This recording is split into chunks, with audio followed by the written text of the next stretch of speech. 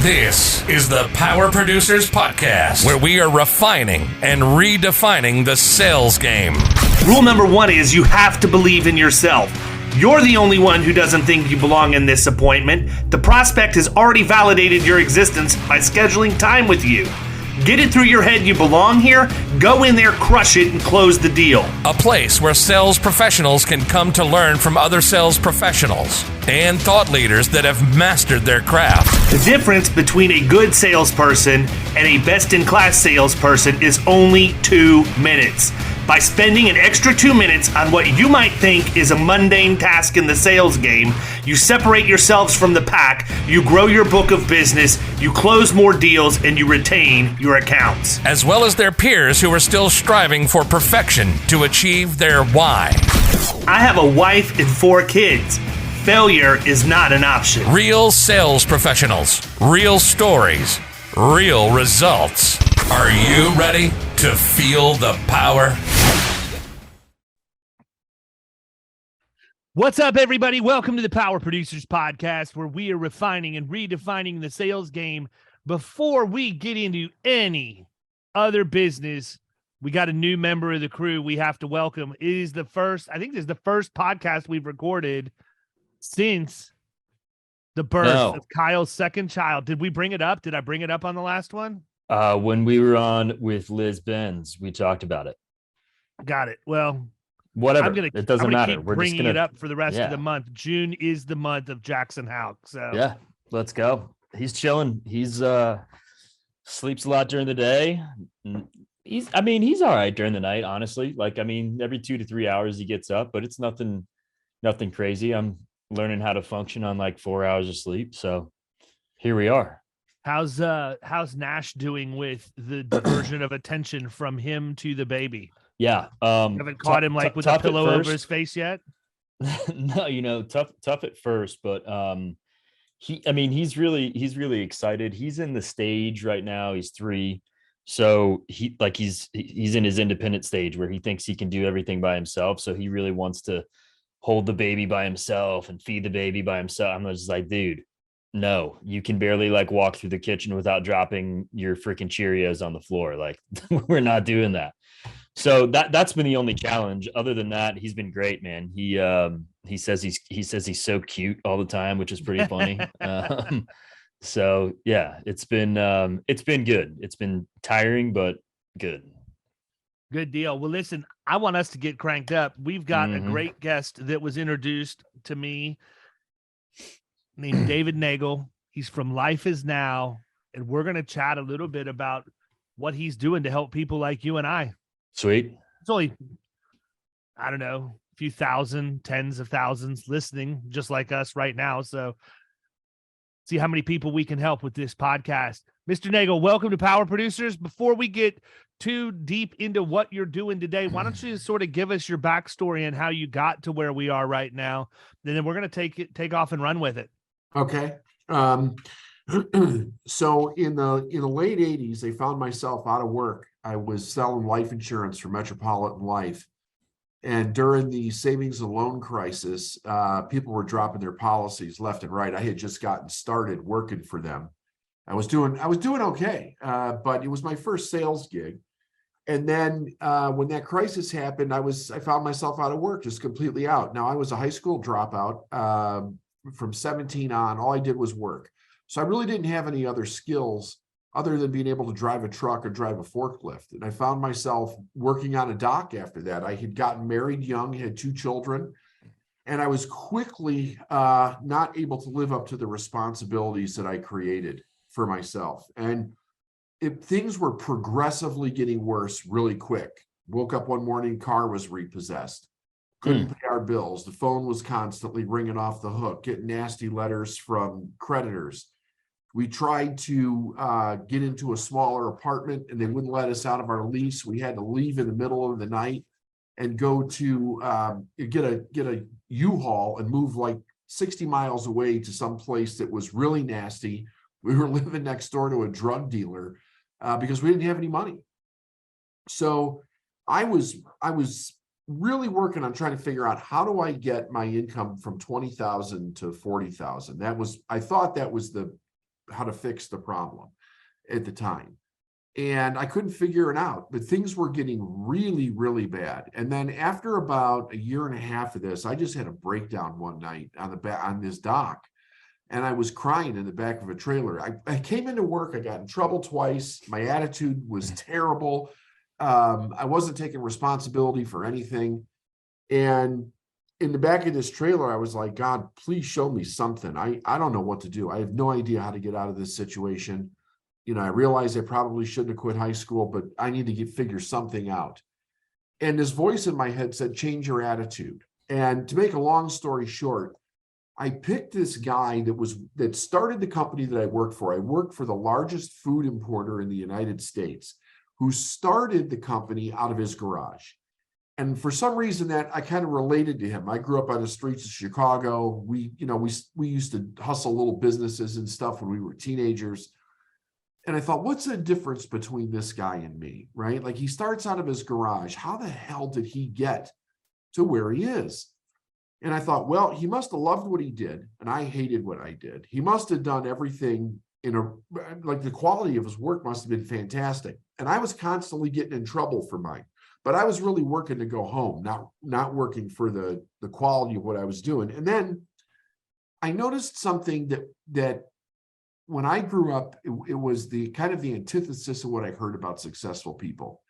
This guy had one of the first automated warehouses. It was almost completely fully automated. And all kinds of different CEOs and business people would come for a tour of this place. And when he would walk through, they're all in their expensive suits and everything. He would never walk past an employee without acknowledging them in some way, say, how you doing? How's your family? 85% of the guys in the warehouse didn't even speak English. And he would stop and talk to them anyway. And I thought to myself, that is not what I've heard about successful people growing up, right? I heard that they were all jerks and con men, and they hated the worker, and just all kinds of negative stuff. And I thought, he treats people with respect, and I don't. So there was for those three things, and literally, I said to myself, I'm going to make a commitment. I am going to try changing these three things in my attitude and see if it makes any difference. And I'll try for a year and see if anything comes of it. So it was act like I love what I do everything to the best of my ability, treat people with total respect.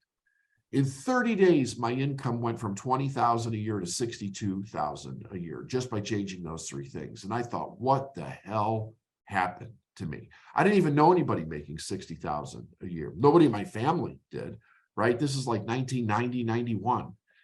And so I was like, I got to figure out what I did. Everybody kept telling me it was luck, but I'm like, I know that there's something else going on here, but I need to understand what it is so that I can duplicate it. So I started reading. I got Tony Robbins' personal power tapes back in the day when he first released them. I started going to seminars. I eventually got a mentor around 96. And I started off driving a truck for a fuel company. And 7 years later, when I left, I was in charge of expanding that company across the country. And then I started my own business in 1999. So it's been 24 years that we've been in business, helping people become better salespeople, better business people. We primarily work with small business owners. But everything changed that day in that trailer when I started to change the way that I was thinking. And then after that, I began to change the skills to back up the positive attitude. So it was just a trajectory. Everything, like, I cannot emphasize how fast it changed, which blew my mind. The speed in which it changed blew my mind. I didn't know you could earn money that fast. I didn't know you could change your income that fast. After struggling for years, how is it that in a month something like this could happen? And then it just kept getting better and better. Once I went into business for myself, I went from $50,000 a year to $50,000 a month to over $1 million in a very short period of time. And like I said, we've been in business 24 years, and we help people all around the world in small business. So how did that lead you to start what you're doing today? Like, why take the plunge and make it your mission and responsibility to go help others? Well, what happened was that there were certain people that started seeing how much success I was having on my own. And it was causing questions in their mind. And they would pull me aside, like when nobody was looking, they're like, dude, what are you doing? Right? How is it that you're able to buy this house? How are you able to do these things? How are you climbing the ladder in this company like this? And I would say, listen, all I can tell you is what I've learned so far. And I started teaching them about setting goals, about having a positive mindset. I started teaching people how to sell, just small basic skill sets. And the ones that would listen to me, they would turn their lives around also really fast. I got a mentor in 96. His name was Bob Proctor. Worked with him for 7-8 years. We had a company together at one point.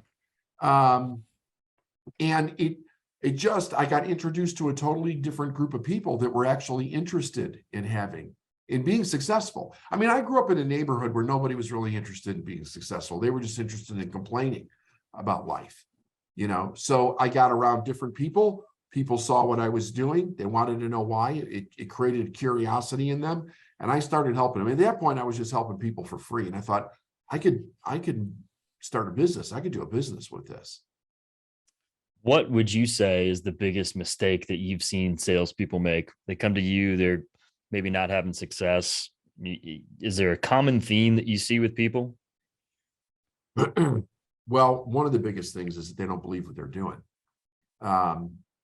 So one of the things that I teach people is this, that, outside of all the great habits that you want to develop as a salesperson, it's very difficult to influence somebody else when you can't influence yourself, right? So you are influencing another human being. And if you can't give yourself what you want in life, it's very difficult to do that for another individual. So one of the things that we work with is belief, and how do you create influence in another person, and not have what we call a double binding message, which is, from a verbal perspective, you're saying one thing, but from an energetic perspective, you're setting off alarm bells in the people that you're talking to, because either you don't believe it, or you think you're doing something wrong, or you don't deserve it. Any of those types of things. Makes sense. Yeah, I think, you bring something up interesting, though. I want to go back to something you talked about in terms of how you watched the guy that was perceived to be successful take his time out of his day to go around and just talk to people, right? So Yeah. as the leader of the organization. And I'm not the smartest dude in the world. I ran grocery stores for a number of years before I got into the commercial insurance game, but I got promoted to a store one time that had significant turnover issues, significant shrink issues from an inventory standpoint, both employee theft and otherwise. A lot of discrimination problems surrounding the culture and the operation and everything else. I was set up to fail from the second I had that job. Like, I was told by the RVP that gave me that job, we're promoting you because we don't think that you can make this store any worse than it already is. That was how I went into it. And what I found was that people appreciate and receive pretty good bit of motivation just from that simple action. Literally walking around, having a normal conversation, letting it build, right? So if I would ask about how the kids are doing in sports, they say, well, funny enough, Johnny's got a game tonight. I'm going to make a mental note of that. And tomorrow morning, hey, how did Johnny do in his game last night? Right. Yeah. And it seems like really basic blocking and tackling, but here's what I know. It was probably a whole lot easier to pull that off, at least in our own minds, prior to the technology we have today versus what we do today. Technology has forced us to disconnect to a certain degree. We want to go that path because it's easier. We laugh about it, but my wife, but it's really not funny. There are times my wife and I are in messenger threads online, literally on our laptops, sitting in the same, yeah, in bed, in our laptops, or sitting across the living room, right? Yeah. But I go back to that, and it blew my mind how much of an impact I could make on somebody by noticing they got their hair done, by noticing that, maybe just being a decent person. That's it. Like, yeah, just having conversations. And I think the problem is leaders are so focused on what they think they should be doing from a profit and loss standpoint that they don't realize that productivity is a huge component of that. And you can enhance productivity dramatically by simply making the investment in the people that are on your team.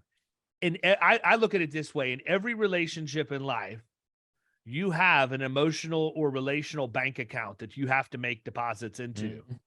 Too many times we operate with overdrawn accounts because we're not taking the time to make those investments in those deposits.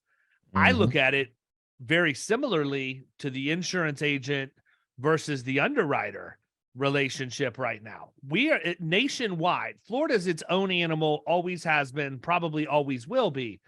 But nationwide, we are in the hardest, in getting harder every day. We're in the hardest insurance marketplace many of us have seen in our entire careers. And I've been at it for 20 years. And there are a lot of agents out there. And as I travel the country and speak, this is one of the things that I talk about. There are a lot of agents that are going to need favors that don't have a balance in that relational bank account because mm-hmm. they don't take the meetings with the marketing reps from the carriers because they're too busy to give them time. They don't take time to invest in their relationship with their underwriters. They simply send them submissions and expect results and hope that they can bind business.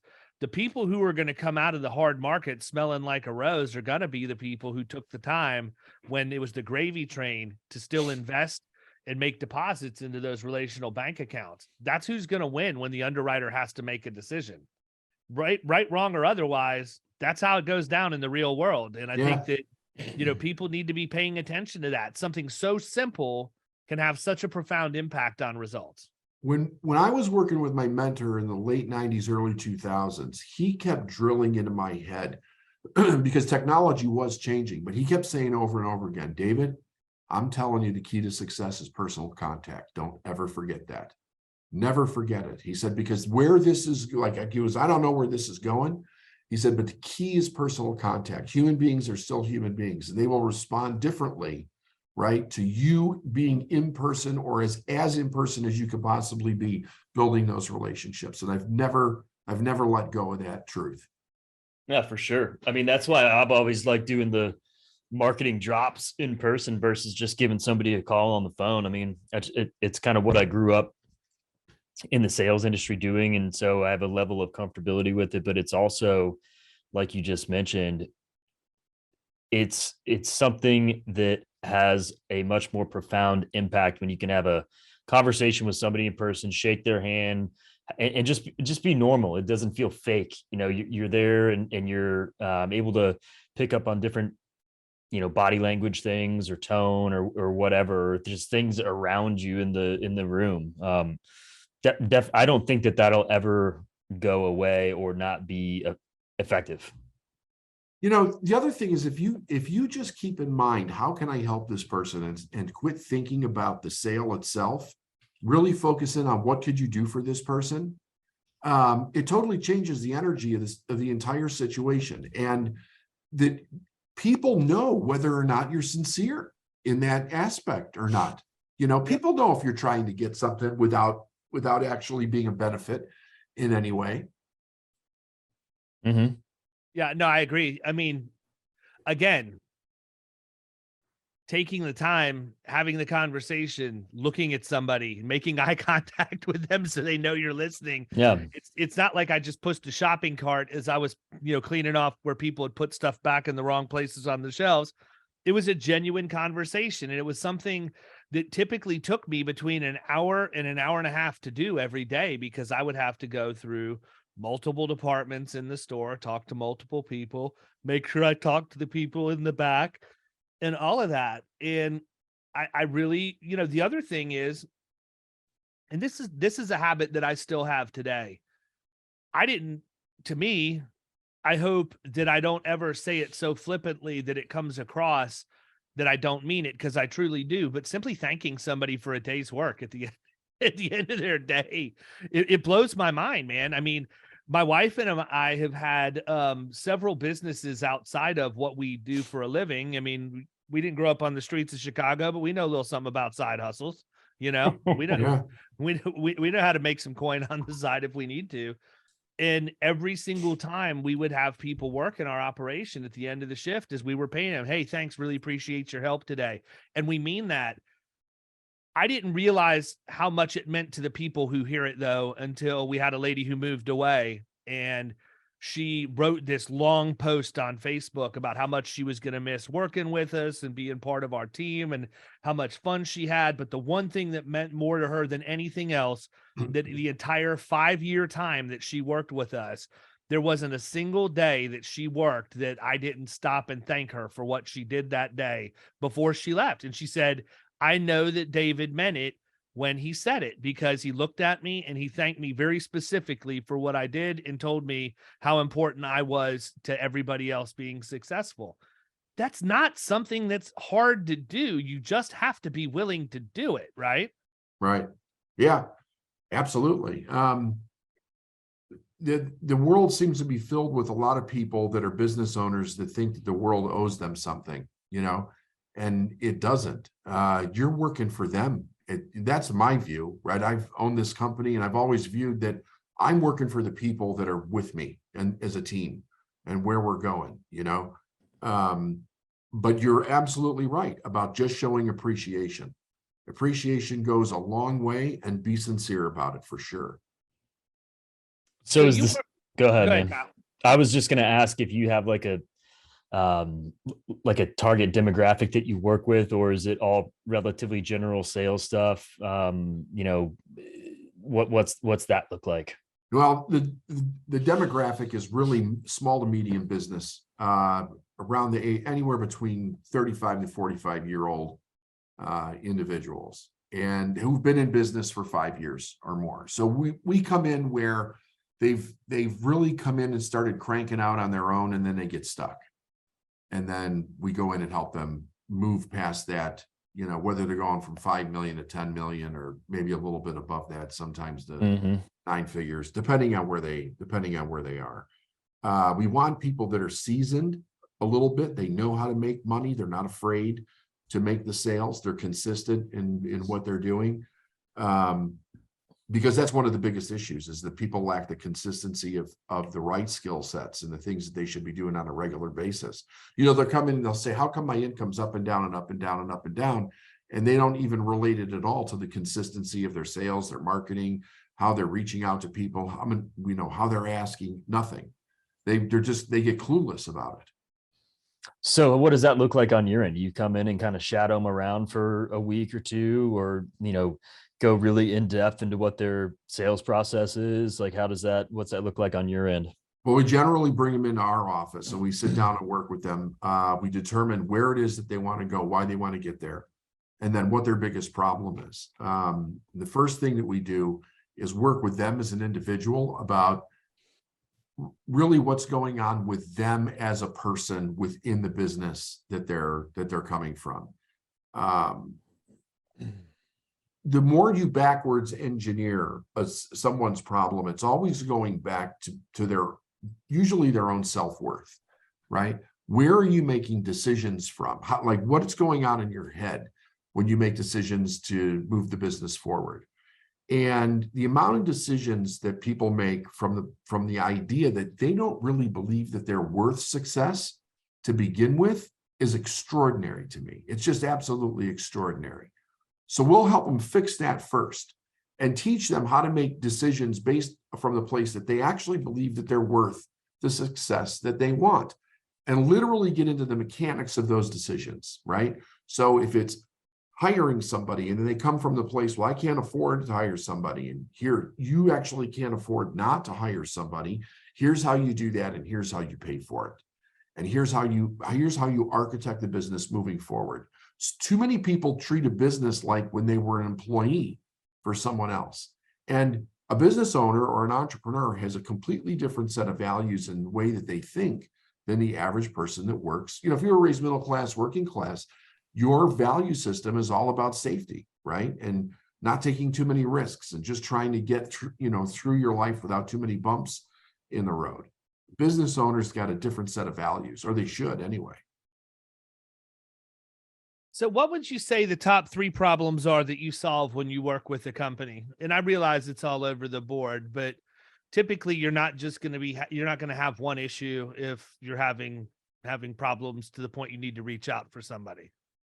Okay, top 3 problems are their own belief in what they feel, their own belief in their own worth around the success that they want, right? So just for an example, let's say a person says, I want to have a $5 million company. If they don't actually believe that they're worth a $5 million company, that it's worthy of them, they'll never get there. They want the success to change how they feel about themselves on the inside. So that across the board, that's like number one thing that we see. And that's hundreds of businesses over years and years and years. Salespeople too. The next one is team. They have no idea how to build team, and they're not consistent in what it is that they're doing that actually works. They let outside circumstances determine whether or not they do something instead of letting the data tell them what it is that they should do, right? So if they have a problem, if they have an issue with money, if they have a problem with the recession, if the law changes, whatever, they're using the limits of those things in their mind to stop them from making the progress moving forward. So those are like the top 3, and team is a big one. Because they hire what they can afford instead of hiring where they want to go, right? Like, why? The idea is, don't hire B and C players because that's all you can afford. You'll never get out of your own way. You have to hire A players and ramp up your game in order to pay for them. That's a good point. Yeah, and A players aren't going to want to work for C leaders. No, they won't. Mm-hmm. No, and they don't want to be around other employees that are B and C either, because they know they're just getting held back. Yeah, it's like when you go to the park to play basketball as a kid and the talent just sucks. It's like you don't want to go and play. You'd rather just pack it in and go play some Nintendo. Yes. Yeah. Yeah. If you don't hang around people that are better than you, there's no growth. You're just going backwards, period. That's just for sure. What's the story with the samurai sword back there? Is that what that is? No, it's a didgeridoo. It's a didgeridoo. A client gave me that worked with in Australia, and they had it made for me. An Aboriginal made it, and they sent it to me as a thank you gift for their. For those who don't know what a didgeridoo is, what is its purpose? So it's a musical instrument that is from Australia. It was created by the Aboriginal people there. And the idea behind it is that it's supposed to be the sound of the creation of either Earth or the universe. I get those mixed up sometimes, but that's supposed to be the sound behind it. And I can play it a little bit, but it's an interesting instrument to try to play. I imagine so. To keep the tone going, you have to do something called circular breathing. So it's inhaling while you're exhaling at the same time to keep the certain amount of air pressure moving through that tube. So did you ever play any other instruments growing up? I tried. I tried like guitar, drums, stuff like that. I'm a better listener of music than a player. And my kids are different than that. My kids all have that talent, but I don't. Yeah, I played brass growing up, and when you said circular breathing, it reminded me a lot of what you have to do to be able to play any kind of a wind instrument, period. Is that right? Right. Yeah. So that's interesting. I mean, I feel like honestly, we could spend hours just asking you about all the things that are behind you. I mean, I see a salt lamp, I see a lava lamp, all kinds of cool stuff, but talk a little bit about your podcast. I mean, you have a podcast that's out there that people can tune into and listen to. Is it conversational in format like this, or is it you getting out and hitting a topic hard and just basically a monologue? What does that look like, and who are your listeners? It's both. It's both. The idea, we've been doing it since 2017, and the idea behind it was to just put out free information based on business for people that they really don't know where to look, or they're not actually getting solid advice. And it was something that I just wanted to test and try and see how people responded to it. And it was amazing. The results that we got from it were amazing. There are tons of people coming into what we do just by putting out that podcast. So it is both conversational. My CEO's been on the podcast quite a bit for about a year, but she's kind of stepping back now because she's actually pretty busy. But we wanted to get a bunch of stuff from her perspective, on the podcast.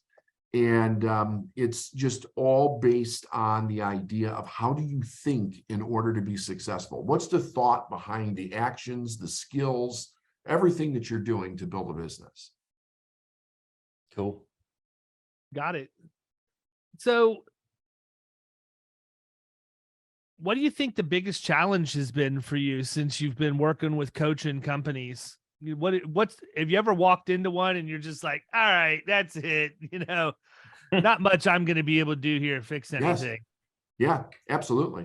No question. I have had sales companies come in and we sit down and talk with them, and they're so steeped in like more of a middle class mindset that they cannot conceive of what it is to be bold, to go out there and be bold in sales, right?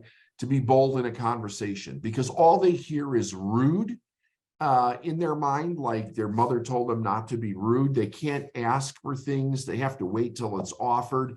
We've run into not a lot of them, but they're out there. They're actually out there, and there's absolutely nothing we can do with them because they're not confident enough. They have too many conflicting beliefs and values going on. We call it a value conflict. And that's the reason why they're actually having the problems, because they have value conflicts over what they're doing. Talk about that a little more. How do you explain value conflict? So like in sales, it's interesting because sales is one of those things that it's needed absolutely everywhere, but it's almost like a necessary evil when you hear about it. When you hear it growing up, you don't generally hear great sales stories. You hear terrible sales stories. You hear the slimy snake oil salesperson guy type thing.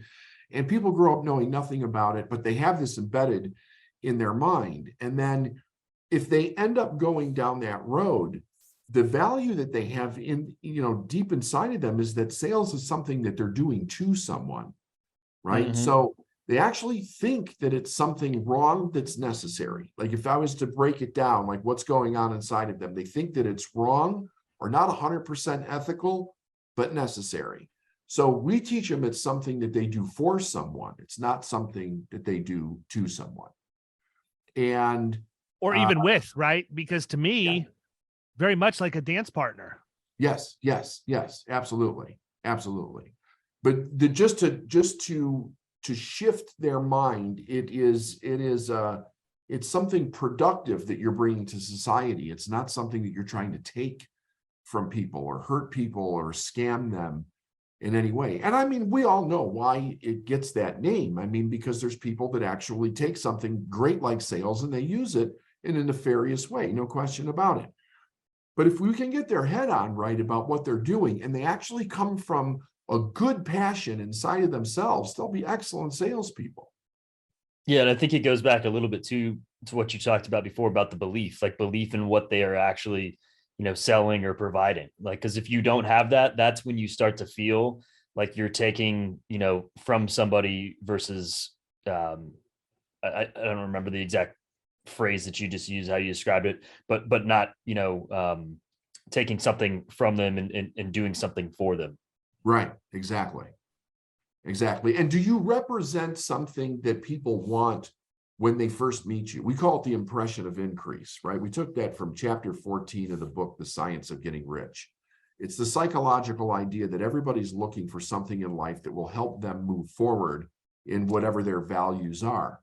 And if you don't represent that, what ends up happening subconsciously is a person puts you into the bucket that you're just like them, and they don't think that you actually can help them move forward. So they don't see you as a person with any kind of authority in what it is that they need help with. And it becomes very difficult to create a sales relationship when they're not viewing you that way. Mm-hmm.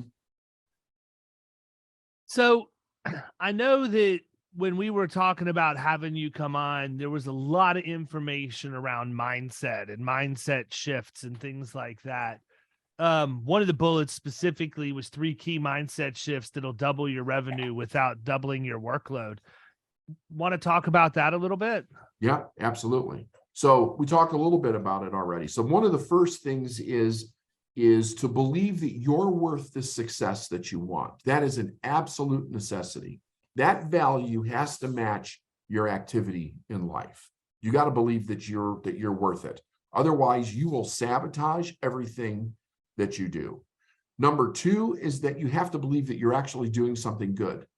Because if you've got this cross current going on where you think you're not doing something that's in harmony with good values, but you have to do it, again, that's going to stop you.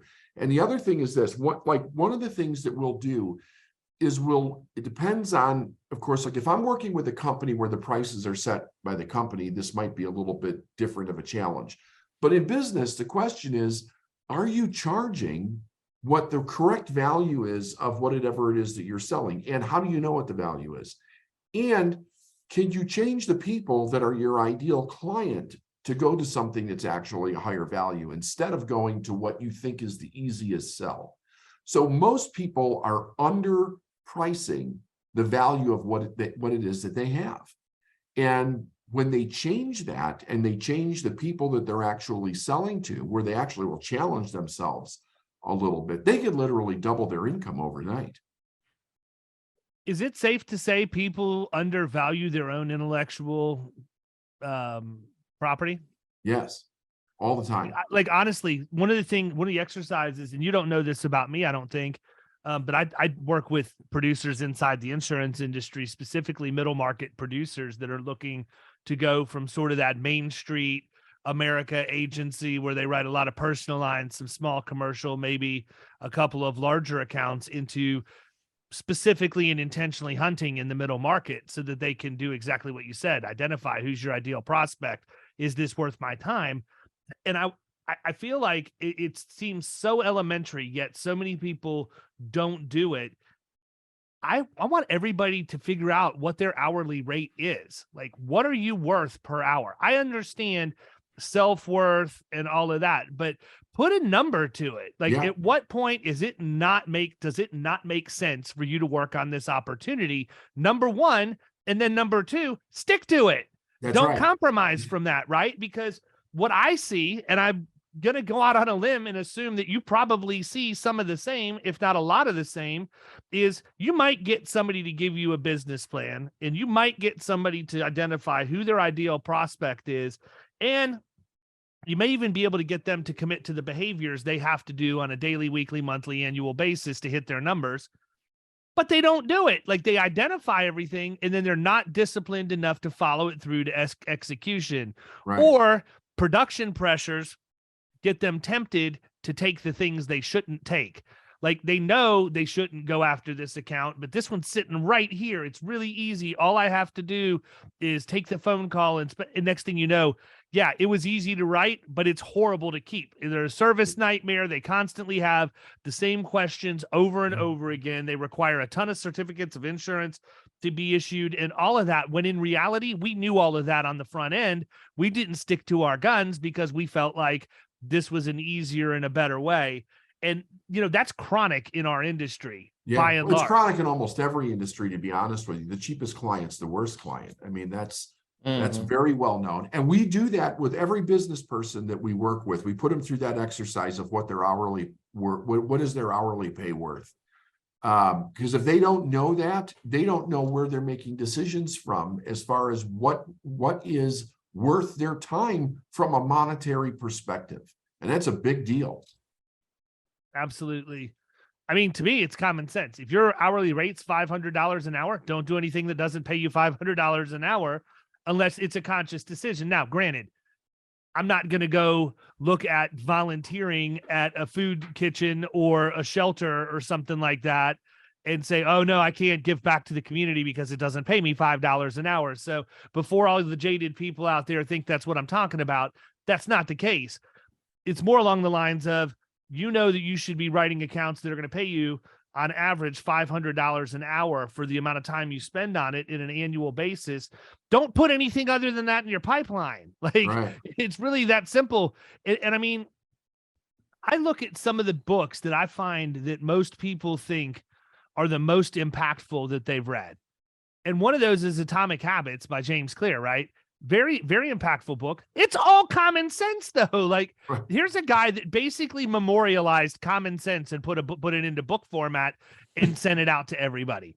If you need to read more, have a book sitting someplace. You're going to start your day so that when when you go to roll over and shut your alarm off, your hand hits the book. You know it's time for you to sit up and read for 10 minutes or whatever you set your goal to be. It's just, it blows my mind to think how easy it is, yet how difficult we make things. Absolutely. Yeah, I totally agree. It's the follow through and the accountability aspect of it. I mean, like, if you don't have somebody that's, holding you accountable for the stuff that you want to accomplish, definitely makes it tougher.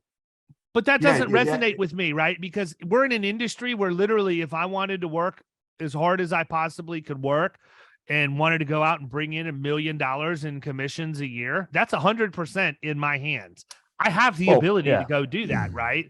But am I going to go do that? Well, no, at this season of my career, I'm not because I'm not motivated, not because I'm not capable. It's because my season of life is different. I sit in a different seat. I get more done by operating through multiple people to go get that result than I would if I go do it myself. As the leader of an organization, I can't go produce the entire top line for the organization. It would be horrible. And I would also at some point get a little bit disgruntled that I was the one that was bringing the revenue on, yet I was doing it so I could support a bunch of other people, right? So I think that there's so many...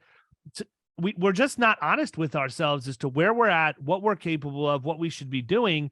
And it all goes back to the same thing I say over and over again. The whole reason I got into the insurance industry specifically is because the guy who recruited me to come in told me it was full of average people. It's full of C players. If you want to dominate and you think you're an A player, come to the insurance industry. We're full of C's and you're going to be able to dominate. And guess what?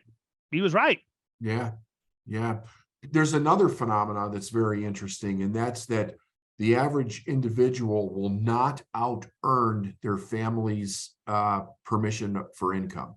In other words, wherever the family is, however they were raised, because there's this whole idea of, they have what I call a financial set point in their head. It's based on the idea of what they need in life, not what they want, not going after the big thing that they want. And what happens is that you'll see them set this big goal for themselves and they'll start to go up and all of a sudden they'll come back down again, because subconsciously they've got a set point that always brings them down to the place that they feel most comfortable and not rejected by their family. The idea is that they know there is some switch in a person's mind. If they start to get to the place where their family is going to see them as wealthy, they know the kind of pushback they're going to get around it, and they don't want to be judged by it. And we see that all the time, over and over. Yeah, no, I mean, I think that's definitely a very real thing. I think, having lived it, I think it's an extremely real thing. I think the other problem too is we could go the other way with it, and it's what gets a lot of younger people in trouble, and that's the fact. It took our parents couple of decades at a bare minimum, to get to where they're at. And we think we need to try and accomplish that same thing in half or a third of the time. And that it's just not feasible. And so that's where you see the debt epidemic happen, where people are running up their credit cards and everything, trying to obtain stuff. So that because stuff is tangible, stuff is what society thinks makes us successful and all of that. But, I'm a big believer. I've never had the issue with stopping because I get to a point that's at or above how I was raised. That's never been an issue for me. And I'm going to tell you why. It's because I visualize every single day and I do it very, very specifically. Like, I know exactly what I want, what my goal is. Here's what's tied to it. Like, I put a thing up on LinkedIn and Facebook, probably Twitter too, a couple of weeks ago, about a very specific home in Key West that I'm going to have. I'm going to buy it. I know when I hit the number, I know the number. I know what I have to do to hit it. And when I hit it, I'm going to buy the home. And people said, oh, well, that's nice. Is that an example, or is it that exact house? I said, no, it's that exact house. The owner just doesn't know it yet. I'm going to buy that house. That's the house I want. You know, and I mean, even if you take it and you reduce it down, the holy grail in our industry, you know, at least is the first major stepping stone, I think, is you get your book to $1 million in commissions a year. Like if you can get to $1 million in commissions to your agency a year, you're best in class at that point in our world that we live in. And so I set myself a very, very specific goal. I knew that a lot of people would say, I'm going to get myself a watch. And when I get to $1 million, I'm going to get myself a nice watch. I didn't want just a nice watch. I wanted a nice watch that other people didn't have. Yeah. And I wanted something that people would have to ask me what it was so that I could talk. And it becomes a good conversational point. And I got my eyes set on a Cartier Roadster, but not just any Cartier Roadster. I wanted the 100th anniversary edition with the blue face. And I knew about that every day when I woke up. What do I have to do to get closer to that? And when I get that goal done, I cross it off the list and I go on to the next one, and I go on to the next one, and I go on to the next one. And I think that's really what has kept me sort of with the blinders on to not catch the noise from the left and the right, because I get plenty of it thrown at me by my family and otherwise. Yeah. But I don't care. That has nothing to do with what's best for me and what's best for my wife and my children. Okay. I look at it this way. My parents had the opportunity to raise us. I have no knock whatsoever on what they did to provide for us, how hard they had to work, what we were able to achieve. But if my goal in life was to match that, I'm a loser from the beginning, in my opinion. I don't want to just have that. I want to get better because I should be able to. I have different tools. I have different educational skill set. I have all these things that allow me to do that. And I think it's a really bad thing that there are. And I look at this from a parental standpoint, having my own kids. I don't ever want my kids to be held back because I want less for them than they want for themselves. What kind of idiotic thought process is that in all reality?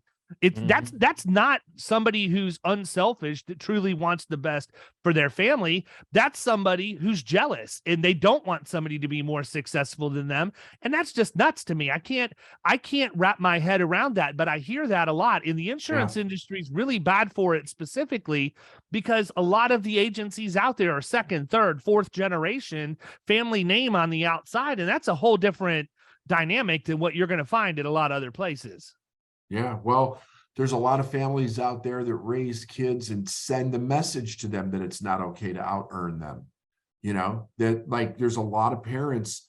I see this more with men than I do with women, but the idea of out-earning dad, like there's something mortally wrong with it or something, you know, and that's just insecurity, you know? Yeah. So it's bizarre. I've never even thought about that. Well, I hate to bring up the cheesy example, but look at the movie Rudy, right? The guy was trying to go make it at Notre Dame, and his family that were the steel workers all told him what he wasn't capable of doing. Didn't believe he was ever trying out.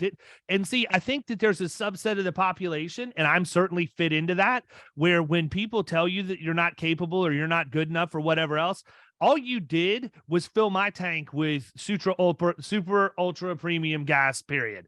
Like that is going to do nothing except guarantee that I not only achieve that goal, but surpass it and move on to the next one. But I think there's a lot of people that aren't wired that way. Way more people who aren't wired that way than who are. And I think that, it's just something that I just think it's honestly interesting that it even came up in conversation, because I don't think that a lot of people would ever even have thought of that. But as you think through that and you think through left-handed remarks that are made over certain things, like I can tell you an example with my own family. We bought my wife a new Infiniti QX80. It's a nice car. It's $100,000 SUV. Okay. Yeah. I'm not saying that to brag about it. I'm saying that because that's how much it costs. You could go look it up online if I didn't tell you, but it's what she wanted. And as her husband, I get joy out of giving her what she wants. Yeah. Now, if my oldest son, who also works in the agency, were to have a family of his own, and he decided that he wanted to go get a really, really nice, one of the new Cadillac Escalades that's 160, 180,000 with the supercharged V8, all of that other stuff, almost double the price of the car. Am I going to hold it against him? That he went out and did that? No, not if he can afford it. I mean, I might have some questions if he's leveraging himself to buy it just to buy it. Right. But I mean, if he could afford it and all things considered equal, I'm not going to have a problem with that. Now, on the flip side, my daughter goes out to my parents' house to have dinner one night, and she asks my mom about whether or not she knew we had gotten a new car because they were out of town for a couple of weeks. Ironically, their place in St. John, like they're not hurting. Yeah. Okay. And so she says, no, I was not aware that mommy and daddy got a new car, which I'm 50 years old. I don't have to ask my parents' permission to buy a new car. Right. I don't have to. But where I'm going with this is what came next. Caroline was excited because this vehicle has the screens and the headrests so that her and her brother, instead of fighting, can put on headphones and each watch whatever they want to watch to entertain them should we go on a long road trip, which we rarely do. Our road trips typically last an hour to an hour and a half to go to Orlando or Sarasota. It's not piling everybody in the station wagon like when I was a kid. So she was all excited to say that. And so she comes home and she tells me that she had this conversation. She said in the when I told Mama about the screens in the back of the headrest, she said, well, we didn't have stuff like that when your daddy was a kid. We didn't have to have all of that. And I just very calmly said, well, Caroline, the other part of that is that technology didn't exist back then. So, right. I mean, damn well if it did, you would have had those because no, we probably wouldn't have, and it would have been held against me that I have it now. I mean, and that's really where how the whole thing goes. So I see this all the time. It happens between siblings. It happens between parents and kids. I mean, it's nuts. And I think it's something that, you definitely, if you're in a high potential earning career, it's something you probably need to get your head around pretty quick and think about how you're going to deal with it, because it could really mess you up in the head if you're not careful. Yeah, that's absolutely correct. We see it all the time. What did we not hit on, man? The other thing is the people that don't know that they're actually suffering from that they don't have that. Correct. They don't realize they have the issue, and they're making decisions from the place that they don't want to piss off their parents because of how much that they're actually earning. They will self-sabotage all the time. Yeah. It's crazy. Yeah. I've made very certain that my kids understand that will never be held over their head ever. Period. That's awesome. I don't want that to happen. I want them to go out. I hope, that's the interesting thing about being a parent. If your child is more successful than you are, you actually get credit for that, right? Because you've done your job. You help them get to where they are, right? Right. If I never want anybody to get past me, I'm basically just running on a treadmill. That's it. So, well, listen, we need to go ahead and wrap up because we've been going for a while. What have we missed that you wanted to get out before we hit it, man? Thank you so much. It was great being here. Absolutely. Tell them where to find your podcast. The Successful Mind Podcast. It's on all podcast stations, and it doesn't cost anything. Just go ahead and listen, and hope you get something from it. Cool. And listen, he's downplaying this, people. This guy's had millions of downloads on that podcast. It's a very highly ranked podcast. So we probably brought him down a little bit by having him talk to us today. So take that into consideration when you think about, the next podcast you're going to add to your library. I'm definitely going to check it out. I don't listen to enough podcasts. And I mean, I'm one of these people who's constantly looking at ways to get more into my head during the times that I'm awake and multitasking. And that's one of the areas where I just forget to put in earbuds when I'm cutting the grass or whatever else. And I could be really getting a lot more out of my time than what I am. So I thank you for coming on today, David. It's been a really good conversation. I think we ended really strong, man. Thinking through just the family dynamics and stuff and all of that. That's something people that are listening, you need to think through those things, because whether you realize it's eating at you or not, it likely is. And I would just sit back. If there's one thing that I would say the overarching theme of this entire conversation, it's self-assessment and self-awareness and understanding where you're at in the grand scheme of things. And the execution piece of that is not being afraid to ask for help or a resource. How many times did you say you had a mentor? Every one of us has a mentor. industry specific or just a life coach in some cases. Yeah. It doesn't matter. But it's healthy to have people that you can bounce things off of that are going to be non-biased and not just tell you what you want to hear, but tell you what you need to hear. So thanks for coming on and spending some time with us today. Thanks for having me, guys. Absolutely. We look forward to releasing this one really soon, and we'll be in touch. All right. Thank you. Have a great day. You too. See Bye-bye. ya.